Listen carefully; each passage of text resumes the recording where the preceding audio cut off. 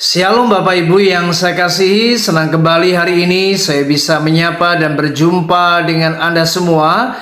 Firman Tuhan yang akan kita bahas di hari ini masih berbicara tentang 10 kualitas karakter seorang pemimpin. Saudara, menjadi pemimpin bukan perkara yang mudah, karena seorang pemimpin itu pasti akan dituntut apa yang namanya sebuah keteladanan. Oleh sebab itu, mari kita belajar di hari ini bagaimana kita menjadi seorang pemimpin.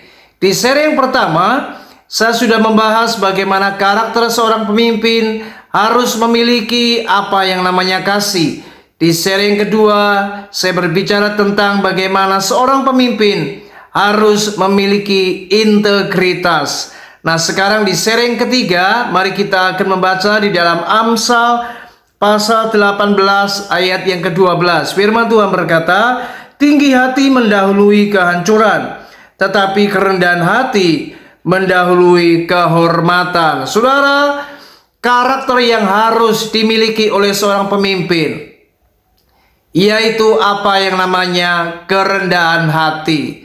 Saudara, Yesus adalah pribadi yang luar biasa.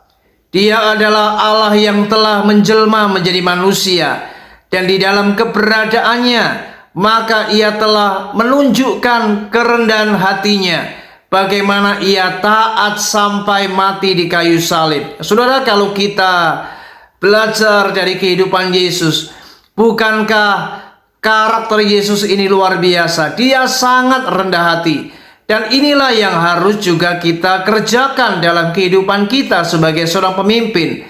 Seorang pemimpin dituntut apa yang namanya bagaimana ia harus memiliki kerendahan hati. Nah, saudara, ada kalanya saat kita mengambil keputusan dan kita melakukan sesuatu, maka itu seringkali tanpa sadar apa yang telah kita lakukan dan kita putuskan, rupanya hal itu adalah sebuah kekeliruan atau kesalahan, dan itu tanpa kita sadari.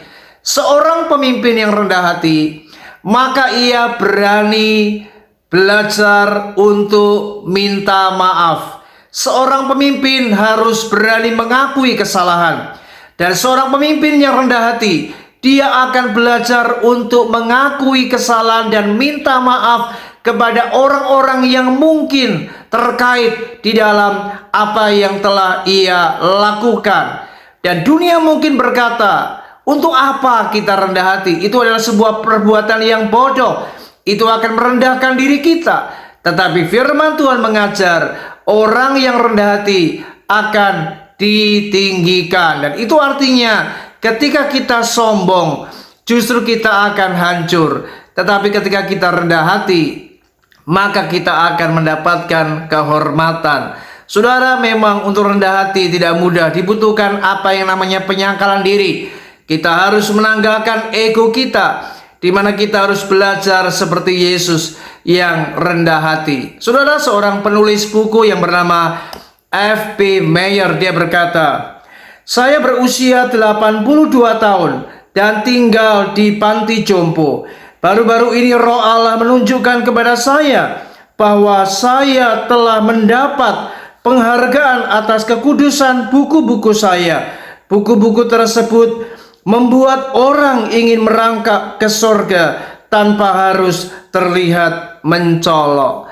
Saudara, luar biasa. Orang rendah hati tidak perlu untuk menunjukkan siapa dirinya, tetapi orang yang rendah hati itu akan selalu melakukan hal-hal yang jauh lebih real daripada apa yang ia miliki. Ingat, semua yang kita miliki berasal dari Tuhan. Tidak ada perlu untuk kita membanggakan diri.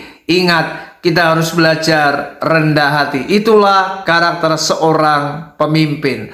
Tuhan Yesus memberkati kita semua. Puji Tuhan. Shalom.